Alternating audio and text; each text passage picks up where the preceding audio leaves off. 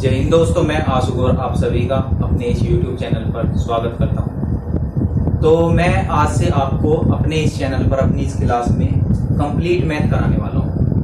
हम मैथ शुरू से लेकर लास्ट तक पूरा कंप्लीट करेंगे, जिसमें मैं अर्थमेटिक और एडवांस मैथ और लास्ट में आपको DI के भी कुछ क्वेश्चन कराऊंगा।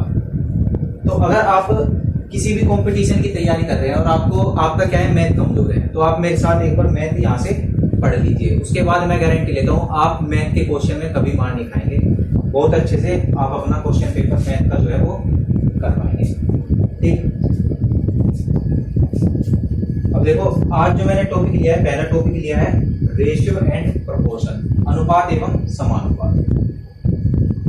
अनुपात एवं समानुपात के बारे में जानेंगे सब कुछ की भाई कैसे ये करने हैं क्वेश्चन, क्या इसका मतलब होता है। ठीक है, मैं जो पढ़ाऊंगा भाई बिल्कुल जीरो लेवल से, बिल्कुल बेसिक से पढ़ाऊंगा, मतलब छोटे छोटे क्वेश्चन भी कराऊंगा।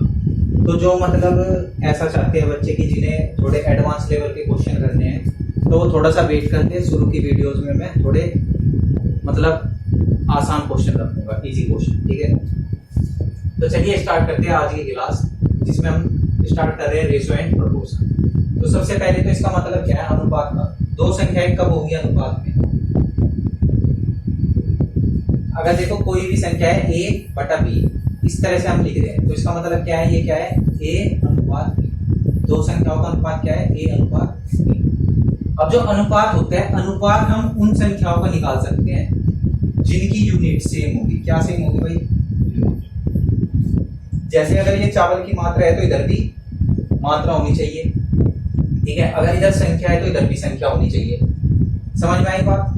तो हम उनका अनुपात निकाल सकते हैं। अब अनुपात से क्या मतलब होता है, देखो ये अनुपात क्या करता है, a और b के बीच में एक ऐसा रिलेशन बना देता है जो कि हमेशा सेम रहेगा। अगर a का अनुपात b से मान लो 2:3 है, 2:3 है, तो इसका मतलब क्या है, जब ये 2 होगा तो ये 3 होगा।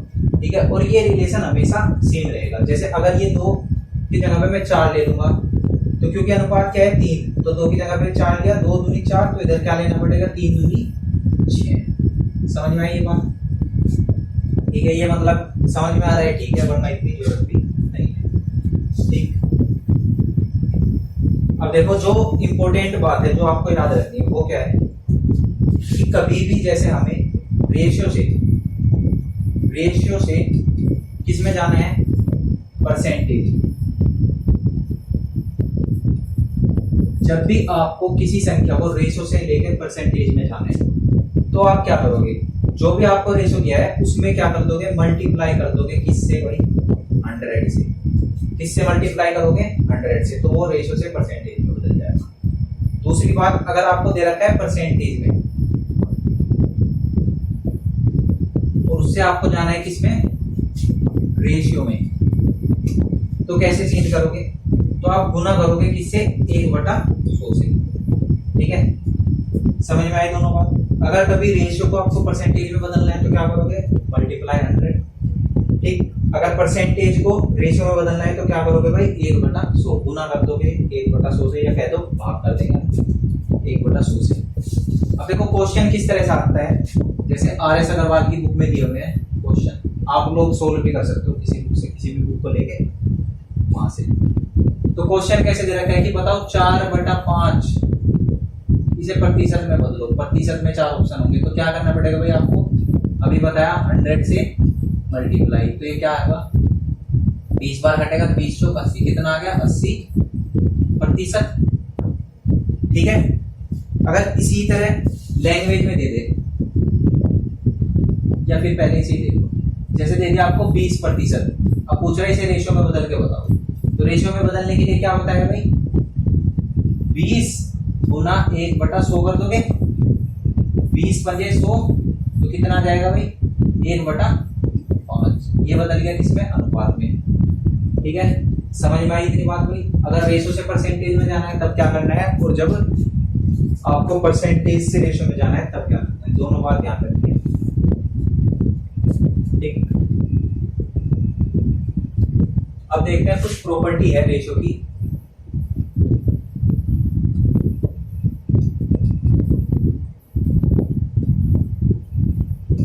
जो आपको याद रखनी है, यहां से भी डायरेक्ट क्वेश्चन पूछ लिए जाते हैं।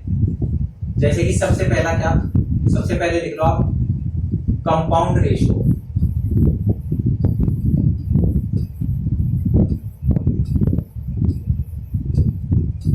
ठीक है, हिंदी में बोलते हैं इसको मिश्र समानुपात। मिश्र समानुपात।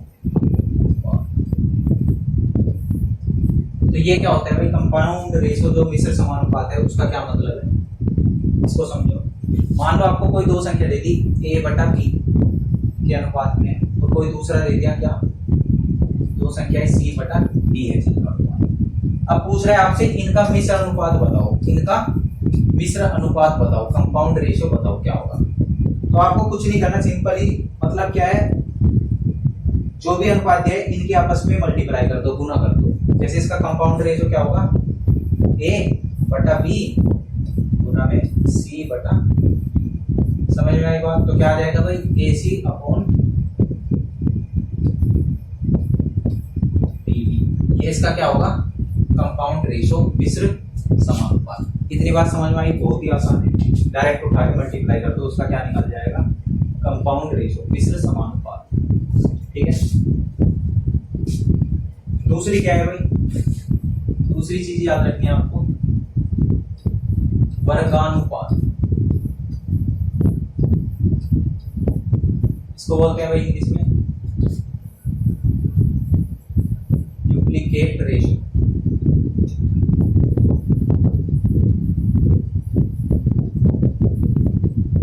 ठीक है, अब वर्गानुपात का क्या मतलब है, डुप्लीकेट रेशियो का।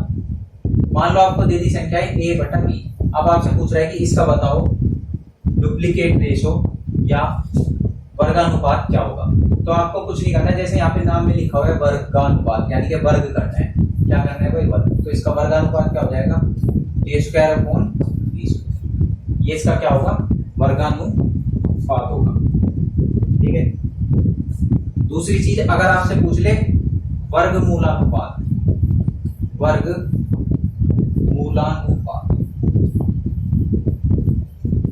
इसको बोलते हैं भाई सब डुप्लीकेट रेशियो।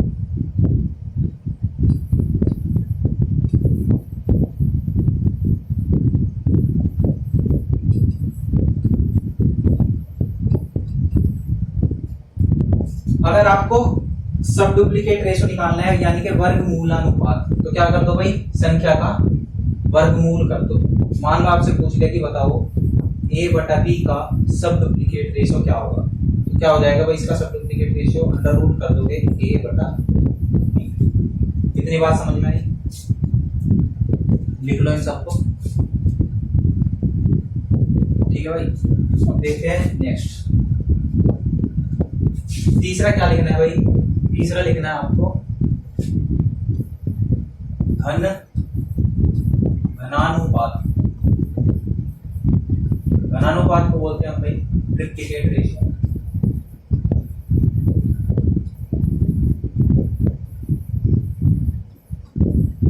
ये कैसे निकालोगे, जैसे यहाँ पे लिखा हुआ है घनानुपात, तो क्या करना है भाई, समझ गए होंगे आप लोग। क्या करना है, इसका घन कर देना है। जैसे a बटा b है, तो a का क्या कर दो क्यूब, और b का भी क्या कर देंगे हम क्यूब। तो ये क्या हो जाएगा भाई, इसका घनानुपात। क्या हो जाएगा, घनानुपात। अब इसी तरह अगर इसमें पूछ ले आपसे घनमूलानुपात, क्या पूछ ले, घनमूलानुपात, तो ये क्या है, घनमूलानुपात, सब ट्रिप्लीकेट रेशियो। अब इसका क्या मतलब है, देखो ध्यान से,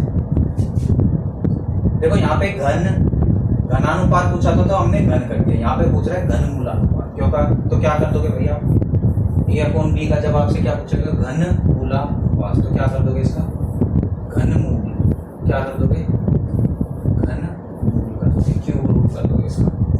ठीक है, इतनी बात समझ में आई। तीन बातें बताई मैंने, कंपाउंड रेशियो, उसके बाद मैंने बताया डुप्लीकेट रेशियो, उसके बाद बताया ट्रिप्लीकेट रेशियो, और इनके सब डुप्लीकेट और सब ट्रिप्लीकेट। ठीक है, ये चीजें आपको याद रखनी है। अगर कोई क्वेश्चन आता है डायरेक्ट यहाँ से, तो आप लोग कर लेना। अब देखो यहाँ पे क्या आ जाता है, ये क्वेश्चन देखो, इस क्वेश्चन को देखो भाई, ठीक है। ये क्वेश्चन क्या है, ये बीच में जो निशान होता है समानुपात का, तो जब भी ऐसा क्वेश्चन कोई आपसे पूछा जाए तो किस तरह वो सोल्व करना है, तो तुम्हें क्या करना है भाई, सिंपली क्या करो, उठाओ, अंदर अंदर वालों की गुना कर दो आपस में, और बराबर का निशान लगाकर बाहर बाहर वालों की मल्टीप्लाई कर दो। ठीक है, इतनी बात समझ में आई। जब भी आपसे ऐसे समानुपात का कोई सवाल पूछेगा तो आपको क्या करना है, अंदर अंदर वालों की गुना और बाहर बाहर वालों की गुना। अब इनकी मल्टीप्लाई करोगे देखो तो क्या होगा भाई, जैसे अंदर अंदर वालों की करना है तो 12/10 मल्टीप्लाई करोगे किसमें, x अपॉन 6 में, बराबर में रख दोगे क्या, 4/5 गुना में 9/। ठीक है, अब यहां से क्या निकालना है, x की value, find the value of x। तो x का मान कैसे निकलेगा, काट दो इसे, 6 दूनी 12। ठीक है, 2 से ये कट गया, 2 दूनी 4, और देखो इस साइड में ऐसे नीचे नीचे कट जाते हैं, 5 से कटेगा 2 बार, और इस 2 से ये 2 कट गया। इधर क्या बचा, इधर बचा सिर्फ x, और उधर क्या बचा, 9 दूनी 18। तो x की वैल्यू कितनी आ गई, x की वैल्यू आ गई 18, ऑप्शन नंबर डी। ठीक है, x की वैल्यू क्या आ गई, 18। तो ये समझ में आ गया होगा। जब भी ऐसा क्वेश्चन आएगा तो आपको क्या करना है, अंदर अंदर वालों की गुना कर दो, बराबर में बाहर बाहर वालों की। नेक्स्ट क्वेश्चन देखो, उसी तरह का क्वेश्चन है, बिल्कुल उसी तरह का क्वेश्चन है। तो आपको बस यही करना है, दोनों की मल्टीप्लाई अंदर वालों की और दोनों बाहर वालों की अलग मल्टीप्लाई। ठीक है, अब इसी तरह से करोगे इस सवाल को भी, यहाँ पे भी x का मान निकालना है। तो जब अंदर अंदर वालों की मल्टीप्लाई करोगे तो x into 15 is equal to 12/21 multiply by 3/7। ठीक है, अब 3 से इसे काट दूं मैं, 3 पंजे 15 कटेगा, और कुछ कटेगा क्या, हाँ 3 से ये कट जाएगा, 3 चौक 12, 3 7 21। तो आपको क्या मिला भाई, x बराबर क्या आ गया, ये 5 उधर जाके नीचे पहुंच जाएगा, 7 सती इनकी मल्टीप्लाई कर दो, 7 सती 49, और ये 5 नीचे आ जाएगा। जब इसकी मल्टीप्लाई करोगे तो क्या आ जाएगा भाई, 4/5, 5 ना 45, 4 5 चौक 20, 4 क्या आ गया आपका आंसर, 4/245, ऑप्शन नंबर डी। ठीक है, तो इस तरह के सवाल समझ में आ गए होंगे कैसे करना है। इस तरह के क्वेश्चन करने के लिए क्या करना है आपको, अब ये एक सवाल है, ये आपको दे देता हूं मैं, होमवर्क में कर लेना भाई इसको। ठीक है, ये क्वेश्चन तुम खुद से सोल्व करना। ठीक, करना क्या है वही करना है, बस जो कर क्या है, मतलब इनकी मल्टीप्लाई कर दो दोनों के अंदर वालों की और बाहर वालों की। यहाँ पे इसकी वैल्यू निकालनी है, क्वेश्चन मार्क, इसकी जगह पे चाहे x रख लेना। अगला क्वेश्चन देखते हैं। हाँ, ये थोड़ा सा अलग है बस। इस क्वेश्चन में क्या पूछ रहा है हमारे से, कह रहा है कि भाई x रेशो y बताओ, x रेशो y बताओ। अब x रेशो y निकालना है आपको, अगर तो मैंने सबसे पहले ही बताया था, इसका मतलब क्या है कि x बटा y निकालना है आपको। x बटा y बराबर है x रेशो y, तो इसका मतलब x बटा y निकालना है। ठीक है, तो करना तो ऐसे ही है, इन दोनों की मल्टीप्लाई कर दो और इन दोनों की मल्टीप्लाई। ठीक है, करने का तरीका वही रहेगा। तो x multiply by 5 equal to 15 multiply by y। हमें निकालना है x बटा y, तो x तो इधर है, y को इधर लेके आ जाओ उसके नीचे, तो x बटा y नीचे आ जाएगा, उधर गुना में इधर डिवाइड में आएगा, बराबर इधर बचा 15 और ये जो बचा था 5 ये इधर आ गया डिवाइड में। इससे इसे काट दोगे 3/1, तो x रेशो y कितना आ गया, 3/1 है। इसका मतलब क्या है भाई, 3:1। तो x अनुपात y कितना आ गया, 3:1, ऑप्शन नंबर सी। तो क्वेश्चन समझ में आ रहे होंगे मेरे ख्याल से आपको। अगला सवाल देखो क्या कह रहा है। नेक्स्ट क्वेश्चन है, यदि 3p बराबर 2q तथा 2q बराबर 3r देन pqr इक्वल, तो आपको pqr पता है। देखो इससे पहले आप थोड़ी सी मेरी बात इसे अभी छोटा कर दो साइड, थोड़ा सा आप समझोगे क्या समझना है।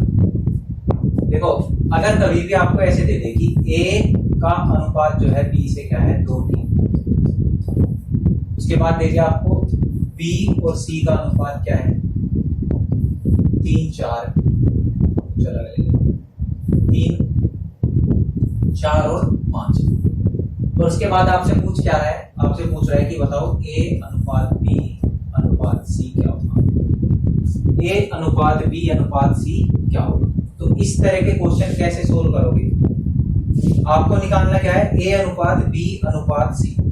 तो ए के नीचे ए का अनुपात जैसे यहाँ पे 2 है, बी के नीचे 3, पहले वाला खत्म हो गया, अब दूसरे में से उठा लो, बी के साथ क्या है 4, तो अगली लाइन में लिखोगे बी के नीचे 4 और सी के नीचे क्या लिखोगे 5। इतनी बात समझ में आई, ये उठा के लिख दिया बस जो कर वो अब तक। अब क्या करना है, देखो जो यहाँ पे खाली जगह बची है, इस साइड में खाली जगह बची है और इस साइड में भी खाली जगह बची है, तो इन खाली जगह को इसी नंबर से भर दो। जो यहाँ पे नंबर दिखाई दे रहा है ना, इसे ही आगे बढ़ा दो 3, और जो जैसे यहाँ पे 4 है तो इसको इधर ले जाएंगे 4। अब आपको क्या करना है, बस इनकी मल्टीप्लाई कर दो ऐसे, 2 चौक 8, 3 चौक 12 और 5 दिए, तो जो ए अनुपात बी अनुपात सी है वो कितना आ जाएगा भाई 8 अनुपात 12 अनुपात 15। इतनी बात समझ में आई, ठीक है। तो ऐसे हम ए बी सी का अनुपात निकाल सकते हैं, ये समझ में आया होगा। अब अगर इसी में आपको एक और टर्म दे दे, 4 टर्म दे दे, मान लो ए बी बी सी और सी और डी, और इसका रेशियो है 1:3, तो कैसे करना है, तरीका ये रहेगा, सेम यही तरीका रहेगा, बस एक लाइन बढ़ जाएगी इसमें। मेथड जो है सेम फॉलो करना है, बिल्कुल यही वाला मेथड। अब निकालना क्या है भाई आपको, ए अनुपात बी अनुपात सी अनुपात, तो ऐसे ही करो, पहले वाले से लिख लो ए और बी का रेशियो 2:3, फिर अगली लाइन में लिखना है दूसरा बी और सी का 4:5, और उससे अगली लाइन में लिखना है ये तीसरे वाला 1:3। इतना लिख लिया। इतना लिखने के बाद जो जगह खाली बची है उस जगह पर लास्ट वाले नंबर को बढ़ा दो। ये क्या होगा, जैसे 3 है यहाँ पे तो यहाँ पे 3 आ जाएगा,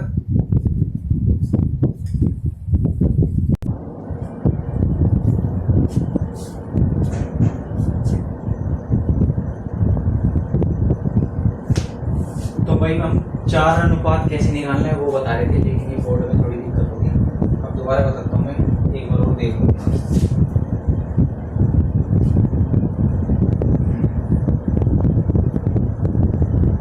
मैं क्या बता रहा था कि अगर 4 दे दिया आपको, ए अनुपात बी दे दिया 1 अनुपात 2, बी और सी दे दिया बी अनुपात सी 2:3, और सी अनुपात डी दे दिया अगर 4 और 5, ठीक है। अगर आपको ऐसे 4 वेरिएबल दे दे, उसके बाद पूछे कि बताओ ए अनुपात बी अनुपात सी अनुपात डी क्या होगा, तो आपको कैसे करना है, उसी तरीके से बिल्कुल सेम वही तरीका लगाना है। आप क्या करोगे, सबको लिख लो ऐसे, ए बी सी और डी, 4 वेरिएबल लिख लिए। अब पहली लाइन में क्या लिखोगे, ए और बी का अनुपात 1:2, दूसरी लाइन में लिखोगे बी और सी का 2:3, और तीसरी लाइन में लिखोगे सी और डी का 4:5। अब जितनी भी जगह यहाँ पे खाली बची, देखो यहाँ पे ये जगह खाली बची तो 2 को इधर खिसका दो, तो एक और बची है खाली तो 2 को एक और इधर 3 इधर आ गया, ये 4 इधर आ जाएगा, और ये जगह खाली है तो यहाँ पे 2 आ जाएगा। ठीक, अब क्या करना है, अब आपको बस इनकी मल्टीप्लाई करनी है। 4 दूनी 8 ही कम 8, 4 दूनी 8 दूनी 16, 4 के 12 दूनी 24, और इधर क्या आ जाएगा 5 के 15 दूनी 20। ठीक है, तो इनका अनुपात क्या आ गया भाई, 8 अनुपात 16 अनुपात 24 अनुपात 30। लेकिन ये एक बार और कट जाएंगे 2 से, तो आप काट देते हैं। अगर कट जाए तो काट दो, जैसे 4 2 से कट जाएंगे सब, 8 आ जाएगा, इधर क्या आ जाएगा 12 और इधर 15, तो ये जो है इसका सही। तो समझ में आ गया भाई, अगर 4 वेरिएबल देते उसका अनुपात निकालना हो तो वो कैसे निकालोगे, ये भी आपको समझ में आ गया होगा। अब इस क्वेश्चन को देखते हैं, ये क्वेश्चन क्या था। अब करेंगे भाई इस सवाल को, ठीक है।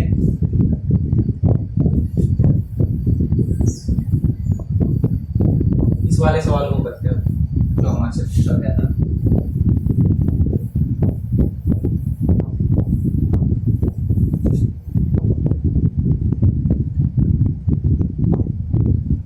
क्या कह रहा है, यदि 3p इक्वल टू 2q और 2q इक्वल टू 3r, तो बताओ pqr का अनुपात क्या होगा।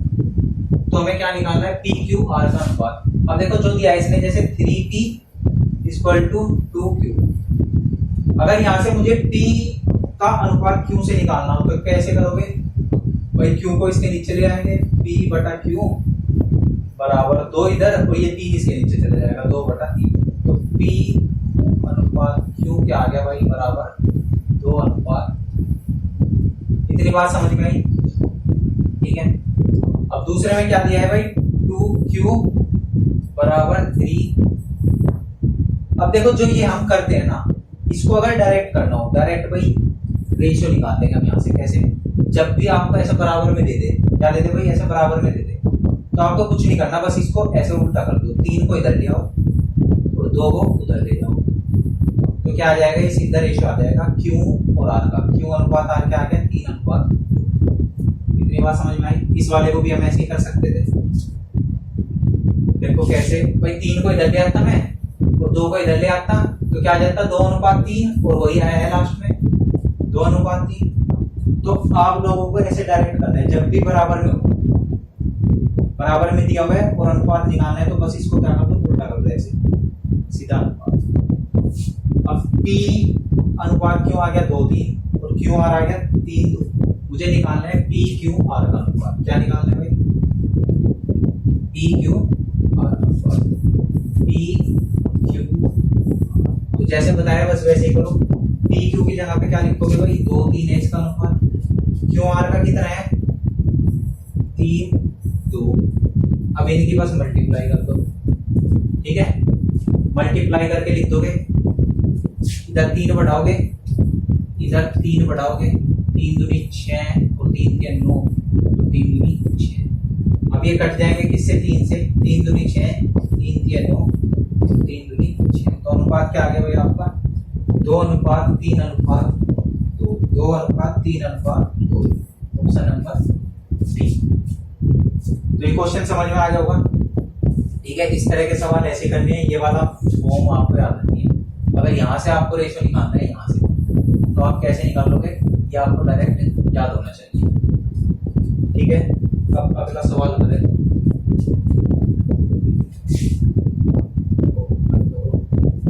अब एक एक करके ऐड करना, ठीक है। अब ये क्वेश्चन है, जैसे ठीक क्वेश्चन पढ़ लो, CGL मेंस 2018 में आया हुआ सवाल, इतना आसान। 6 बराबर 4b बराबर 9c, तो a ratio b ratio c क्या होगा, a ratio b ratio c जो है वो बताना है आप, ठीक है।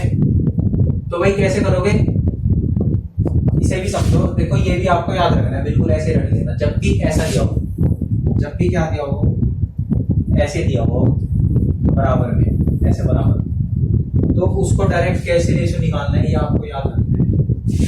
जो दिया है पहले वो लिखो भाई, 6 बराबर 4b बराबर 9c, ठीक है। और यहाँ से जैसे a निकालना है तुम्हें, तो a निकालने के लिए क्या करो, a को छुपा लो, बाकी जो 2 बचे, बाकी जो 2 संख्याएं बची, इनकी क्या कर दो, मल्टीप्लाई। 4 की 9 में, तो 4 9 जा 36, लिख लिया। अब जैसे b निकालना है, तो b के ऊपर हाथ रखो और जो बाकी 2 बचे उनकी मल्टीप्लाई कर दो, तो 9 6 54। अब c निकालना है, तो c पे ऐसा हाथ रख लो और इनकी मल्टीप्लाई कर दो, 6 4 24। तो आई बात समझ में कैसे निकलता है इनका रेशो, सिंपल है बहुत। जिसका रेशो निकालना है उसे झुकाओ, बाकी 2 की मल्टीप्लाई करो। अब ये सब क्या है, 3 से कट जाएगा, 12 के 36, 3 3 का 3 3 8 24, तो ये कितनी बार कटेगा भाई, 8 3 24, तो ये दोनों कट जाएगा भाई, ये तो 4 से से कटेगा 2 से, 2 6 12, 2 9 18 और 2 चौक।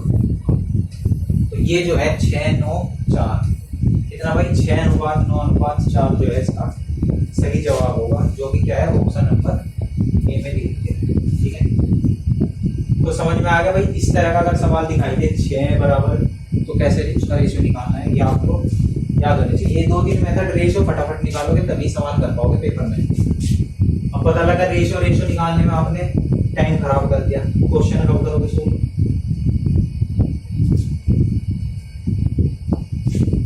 अब ये वाला सवाल पढ़ो एक बार, क्या कह रही है। ये कह रहा है अगर a का धन b के धन से 4/9 गुना हो और c का धन b के धन से 7/6 गुना हो, तो c के धन का a के धन से क्या अनुपात होगा, ये बताना है। इसका क्या लिखा हुआ है, अब देखो इसका मतलब क्या होता है, जैसे 4/9 लिखा हुआ है, इसका मतलब क्या है कि b तो है ये नीचे वाला, जिसके बाद ये से आ जाएगा, से वो तो है नीचे वाला। अब इसमें क्या है b c का धन b से जिसके साथ से जुड़ा है वो नीचे वाला, तो दूसरा भाई c ऊपर हो गया, यहाँ पे a ये हो गया 4। ठीक है, इतनी बात आई समझ में। कैसे लिखोगे इसको भाई, a रेशियो b के आएगा 4 और 9 और b रेशियो c कितना आ जाएगा भाई, b कितना है 6 और c कितना है 7, 6 और 7। अब पूछ रहा है क्या मेरे से कि c के धन का a के धन से क्या अनुपात होगा। अब अगर आपको भाई c के धन का a के धन से अनुपात निकालना है तो आपको भाई a b c तीनों निकालने पड़ेंगे। तो a b c ऐसे निकाल दो तो डायरेक्ट हमें क्या पता लग जाएगा, b का और c का और a का पूछो है, ये पता लग जाएगा। तरीका वही होगा, इनको भाई फटाफट 4 9 अगली लाइन में लिखेंगे 6 और 7 मल्टीप्लाई करोगे इनकी 6 इधर कितना आ जाएगा भाई, 4 6 24, 6 9 54 और 7 9 63। ठीक है, इतनी बात समझ में आई। तो ये नहीं बचता, अब ये काट दो 3 से, 3 8 24 वही 3 कम 3 3 8 24 और 3 दूनी 6 3। अब मेरे से पूछ किस कर रहा है, c के धन का a के धन से, c के धन का a के धन से। अब देखो c का धन है 21 और a का है 8, तो क्या आ जाएगा अनुपात भाई 21 अनुपात, ये इसका सही जवाब। ठीक, अब इसमें क्या याद रखना है आपको, ये भी ध्यान देना है, बहुत ध्यान से रखना है। देखो ऑप्शन मिले 8 और 21, 21 और 8, तो जैसे यहाँ पे देखा 8 21 तुरंत लगा दिया होता है 1, और जो कि क्या हो जाएगा गलत। तो हमें भाई ध्यान किस बात का रखना है, इस बात का भी ध्यान रखना है कि पहले क्या किया है, सी के धन का, मतलब पहले सी रखना है और फिर ए के धन से ए बाद में, तो सी पहले और ए बाद में, इसलिए उत्तर क्या होगा सही, बी। ठीक है, इतनी बात समझ में आ गई भाई। अगला सवाल देखते हैं। अगला सवाल है, ये हो गया,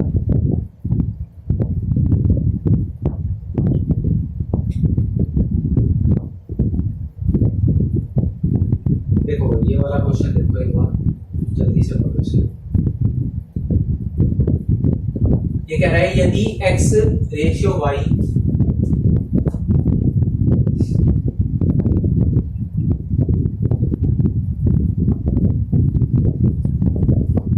क्या कह रहा है, x रेशियो y 3 4 है और y रेशियो z 3 4 है, तो बताओ x plus y plus z upon 3 z किसके बराबर होगा। तो भाई एक बात समझ लो मेरी, क्या बात, कि जब आपसे ऐसे कोई एग्जैक्ट वैल्यू पूछ रहा है, एग्जैक्ट वैल्यू, ठीक है, यहाँ पे तो भाई x y z बटे 3z एग्जैक्ट वैल्यू बतानी हमें। तो एग्जैक्ट वैल्यू कब बता सकते हैं हम, जब क्या होगा, ऊपर वाले की पावर ऊपर वाले की घात और नीचे वाले की घात दोनों क्या होगी, इक्वल होगी, तभी हम इसका मान निकाल सकते हैं। अदरवाइज ये क्वेश्चन सोल्व नहीं होगा, इसका मान हम नहीं निकाल सकते जब तक ऊपर नीचे की पावर सेम ना हो। पावर काउंट करना भाई आपको पता होगा, नहीं पता तो अब सीख लो। कैसे काउंट करते हैं हम, ऊपर देखो जैसे यहाँ पे बीच में प्लस है तो ऊपर वाले में प्लस से पहले पहले, यानी कि ये एक चीज एक टर्म होगी, ये दूसरी टर्म होगी। इनमें से किसी की भी पावर चेक कर लो। जेड की पावर कितनी है? 1। और नीचे ये क्या है? यहाँ पे इसकी पावर कितनी है? 1। तो नीचे की पावर 1, ऊपर की पावर 1, तो पावर इक्वल है। क्वेश्चन हम सोल्व कर देंगे। अब समझो इस सवाल को कैसे करते हैं। ठीक है, वैसे तो भाई क्वेश्चन पेपर में जब भी आएगा ऐसा क्वेश्चन तो पावर सेम ही होगी, ऐसे ही क्वेश्चन आते हैं पेपर में। मतलब आज तक तो ऐसा कोई क्वेश्चन आया नहीं कि पावर अलग अलग हो। ठीक है, तो जब भी एग्जामिनर देगा पावर सेम देगा। फिर भी मेरा बताने का फर्ज था तो मैंने बता दिया भैया आपको। अब देखो सोल्व कैसे करना है। जैसे x अनुपात y कितना दिया है? x रेशियो y कितना है? 3 और 4। अगर मुझे मानना पड़े तो x बराबर क्या हो जाएगा भाई? x बराबर मान लूंगा मैं 3 यूनिट और y बराबर क्या मान लेंगे? 4 यूनिट। ठीक है, इसी तरह उधर क्या है? y और z, y और z। देखो यहाँ पे तो y, यहाँ पे भी यही है, यहाँ पे भी, तो मुझे तो पता लग गया रेशियो जो है यही आएगा। लेकिन आप लोग इनका रेशियो निकाल लेना पहले। कैसे? x y और z। ठीक है, x y आ गया। अब y z लिखोगे 3 और 4, तो रेशियो क्या आ जाएगा? तीनों का इकट्ठा, 3 के 9, 4 के 12, 416। ठीक है, अब काट दोगे इसे 3 4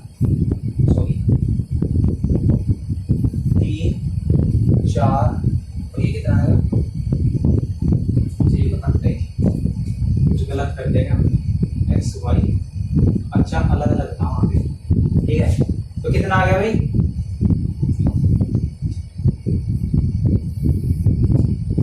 3 के 9, 4 के 12 और 416। यही इसका रेशियो होगा, कटेगा नहीं कुछ भी। ठीक है, 9 12 16।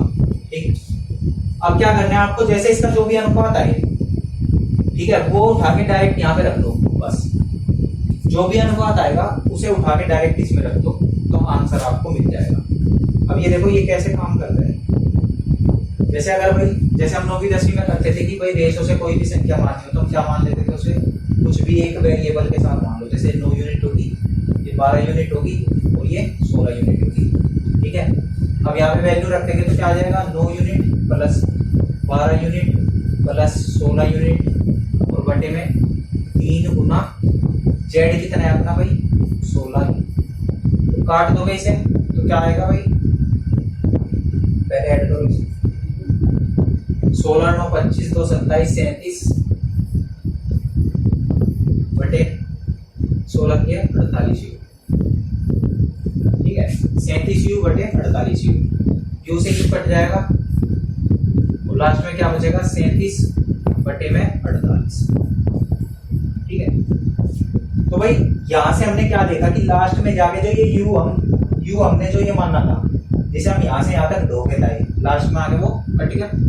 तो इस यू से कोई फायदा मिला हमें? कुछ भी फायदा नहीं मिला। तो आपको कैसे करना है क्वेश्चन? जब इस यू से कोई फायदा है ही नहीं तो इसे मान नहीं, तो ये सब आपको नहीं करना। डायरेक्ट जो भी रेशो आए ना, मान लो ये अनुपात आया आपका, तो डायरेक्ट यही अनुपात उठा के इस पर रख दोगे।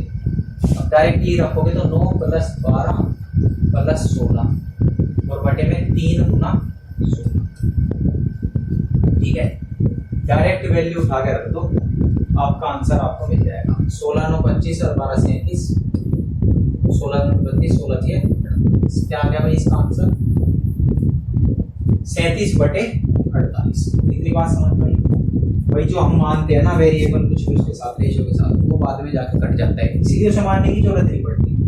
ठीक है, ये बस मैं समझाने के लिए आपको बताना चाह रहा था कि कोई पूछेंगे क्यों नहीं मान रहे तो। ठीक है, तो इसलिए बताया वो समझाने के लिए कि वो लास्ट में जाकर कट जाएगा, उसकी जरूरत नहीं पड़ेगी हमें। इसलिए हमने डायरेक्ट क्या करा, जो भी रेशो में वैल्यू है वही उठा के यहाँ पे रख दी, आपको उत्तर मिल जाएगा। ठीक है, अब देखो अगला सवाल। अगला सवाल ले लेते हैं इसी तरह का। ये वाला कर लो, एक क्वेश्चन इससे दो चीजों को सीखने को मिलेगी। वो क्या है? भाई देखो यहाँ पे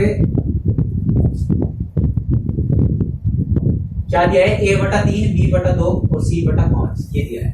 और फिर पूछ रहा है तो हमारे से c प्लस a का स्क्वायर डिवाइड बाई हाफ, ये अनुपात में है, इसका मतलब यही तो है भाई, ये c प्लस a का बटे में लिखा हुआ है a प्लस b का स्क्वायर। अब बटे में है तो ऊपर नीचे की पावर दो है, इसका मतलब हम सोल्व कर देंगे, आंसर निकाल लेंगे, इससे कोई दिक्कत नहीं होने की। ठीक है, अब ये पूछ रहा है हमारे से, लेकिन इसे करने से पहले मुझे क्या चाहिए, a अनुपात b अनुपात c। पहले मुझे चाहिए इनका अनुपात। तो अनुपात कैसे निकालोगे, पहले तो ये सीख लो। अब a b c का अनुपात क्या होगा, जब भी देखो इस तरह का सवाल लिखा मिलेगा, ये लिखा मिले इस तरह, ये पैटर्न ध्यान रखना भाई। ऊपर क्या है, a के सामने कुछ संख्या है नहीं है, b के सामने कुछ है नहीं है, c के सामने कुछ है नहीं है। जब इनके सामने कोई संख्या नहीं है और बटे में नंबर दे रखे, तीनों चीज बराबर में है, तो इनका अनुपात क्या आ जाएगा, डायरेक्ट यही नंबर उठा दो, तो यही इनका क्या होगा, अनुपात होगा 3:2:5। तो इनका जो रेशो होगा वो क्या आ जाएगा, डायरेक्ट यही नंबर इनका रेशो हो जाएगा। इतनी बात समझ में आई, याद रह जाएगा क्या भाई। ये देखो ये तीसरा तरीका बताया मैंने रेशो का। इससे पहले बताया था अगर तीनों संख्या बराबर में इनके सामने कोई नंबर है तो एक एक को छुपा के मल्टीप्लाई करोगे, लेकिन अगर ऐसे दे रखा है ना तो डायरेक्ट यही इनका अनुपात होगा 3:2:5। ठीक, अब मैंने बताया बस यही आगे डायरेक्ट उसमें रखना है। तो पहला क्या है भाई, c प्लस a, तो c प्लस a कर दो, 3+5 कितना आ गया, 5×3 8 का स्क्वायर। फिर अनुपात है बीच में a प्लस b का स्क्वायर, तो a कितना है हमारा, 3 b है 2, तो 3 और 2 5 का स्क्वायर। तो तीसरा क्या दिया हुआ है देखो यहाँ, b प्लस c का स्क्वायर, b कितना है 2 5 7 का स्क्वायर। कितना आ जाएगा भाई, 64 25 और 49, कटेगा कोई किसी से नहीं, तो यही आपका आंसर होगा। ठीक है, यही जो है उत्तर होगा। ठीक, 64 25 49। इतनी बात आई समझ में। ये वाला तरीका याद रखना है आपको। देखो जो ये मेथड बता रहा हूँ मैं मतलब अलग अलग टाइप के, इसीलिए मैं अलग अलग टाइप के क्वेश्चन लेके आया कि हर तरह की वैल्यू से आप रेशो निकाल लो डायरेक्ट, और ये सब आपको याद रखने हैं, दिमाग में जोर डाल के याद रखने ही रखने हैं। ठीक है, अब आगे इस क्वेश्चन की बारी। 1 मिनट इस सवाल को पढ़ो, तब तक मैं एक बार पढ़ेंगे।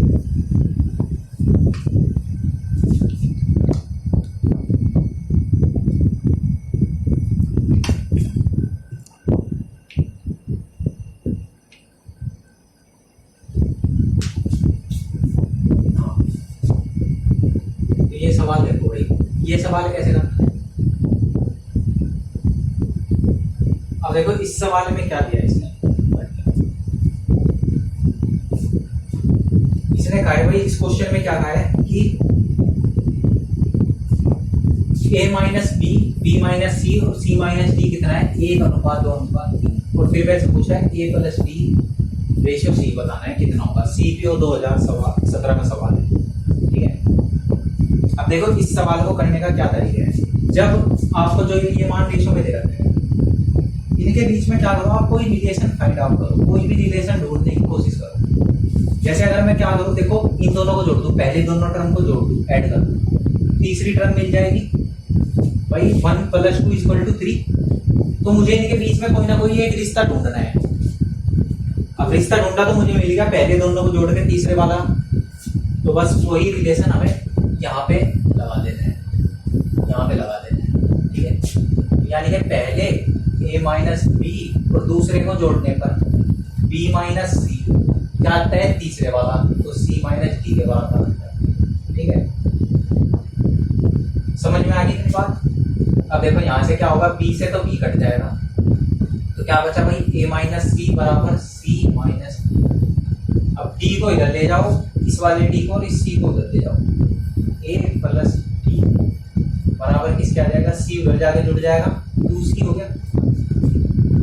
a प्लस डी क्या आ गया, 2c। निकालनी वैल्यू किसकी है, इसकी, a plus D ratio c, a plus D ratio c। अब देखो a प्लस डी का मतलब क्या है, 2c। तो इसकी जगह क्या रख दो, अगर मैं 2c रख दूं, किसी को कोई दिक्कत तो नहीं, रख दो भाई। तो यहाँ पे क्या है c, तो c से c कट जाएगा, अनुपात क्या मिलेगा भाई, 2 अनुपात। ऑप्शन नंबर, बहुत ही प्यारा सवाल, ठीक है, बहुत ही अच्छा सवाल, समझ में आ गया होगा आपके भाई, ठीक। अब देखो ये सवाल क्या है, ये हो गया,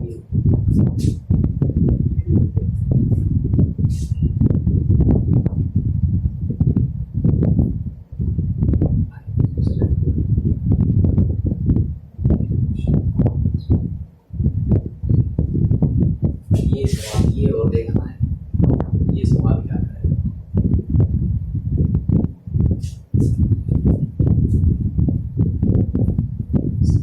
देखो यहाँ पे क्या दे दिया, a बटा b 1/2, b बटा c 2, और c बटा d कितना दे दिया 1/3, और d बटा e 3 दे दिया, e बटा f दे दिया 1/4। देखो बहुत सारे नंबर दे दिया हमें, a बटा b, b बटा c, c बटा d, ये सब, ठीक है। e f 6 नंबर है यहाँ पे हमारे पास, ठीक।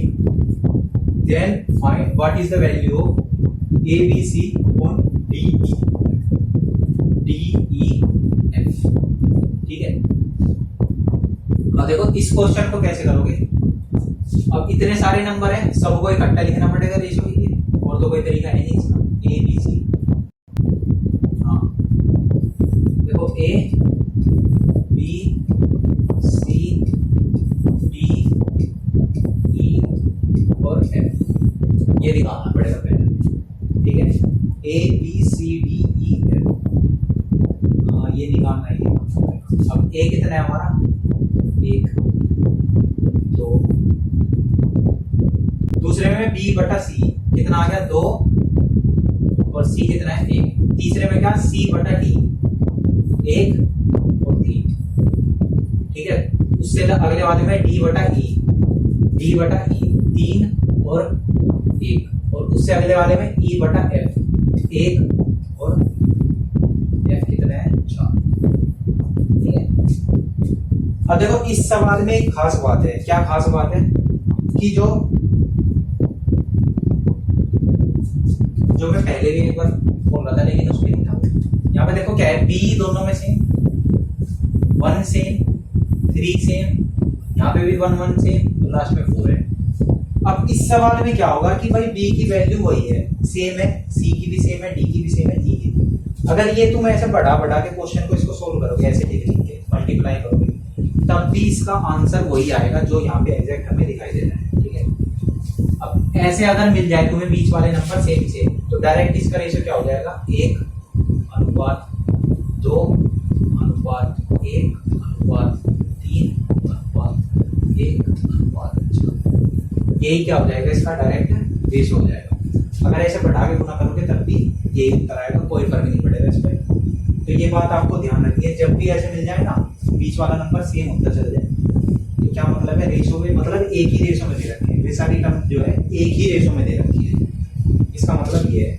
अब अगर एक ही रेशो में दे रखी है तो बस फिर तो कुछ दिक्कत ही नहीं है। ए बी सी मतलब ए की जगह पे ए रख दो, बी की जगह पे कितना है भाई बी 2, और सी कितना है हमारा, अपॉन में क्या है डी ई एफ, डी कितना है 3, ई कितना है 1, और एफ कितना है 4।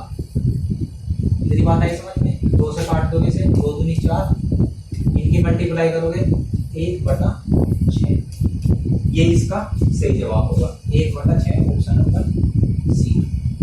तो इस सवाल के माध्यम से मैं क्या बताने की कोशिश कर रहा था वो समझ में आ गया भाई, ठीक है। तो ये आज के लिए भाई ये इतने ही सवाल थे जो मैंने आपको कराए। उम्मीद करता हूँ क्लास आपको अच्छी लगी होगी और आपके समझ में भी आई होगी। जैसे मैं क्वेश्चन कराता हूँ क्या मेरा तरीका है आपके कुछ समझ में आया होगा। देखो आपको क्या करना है, अभी मतलब डेमो लेने के लिए भी जाते हो ना किसी ऑफलाइन कोचिंग में भी, तो 2-3 दिन करके देखते हो ना कुछ, तब जाके समझ में आता है भाई इस टीचर का पढ़ाया हुआ मेरी समझ में आ रहा है या नहीं आ रहा है, ठीक है। तो उसी तरह भाई आप क्या करो, ये पहली क्लास की 1-2 क्लास और देखो, देखने के बाद डिसाइड करना कि भाई समझ में आ रहा है या नहीं आ रहा है, ठीक है। और मैं ये गारंटी देता हूँ अगर मेरे साथ पढ़ लोगे तो 100% आपको समझ में आएगा, बड़े अच्छे से समझ में आएगा, ठीक है। और ये भी गारंटी मेरी है कि किसी भी पेपर में बैठ जाओगे आप तो अपना जो मैथ में स्कोर है 90% से ज्यादा ही करोगे। अगर मेरे से पूरा मैथ पढ़ लिया ना तो 90% से ज्यादा ही स्कोर करोगे, ठीक है, उससे कम स्कोर नहीं रहेगा।